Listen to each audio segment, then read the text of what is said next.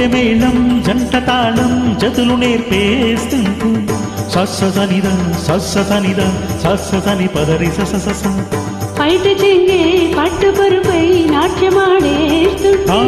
కొంటె మేళం జంట తాళం జతులు నేర్పేస్తుంటే పైట చెంగే పట్టుపరుపై నాట్యమాడేస్తుంటే తనువుల కవ్వింపు తలగడకేయింపు వేసే తాలింపు కానీ లాలింపు. ఓకే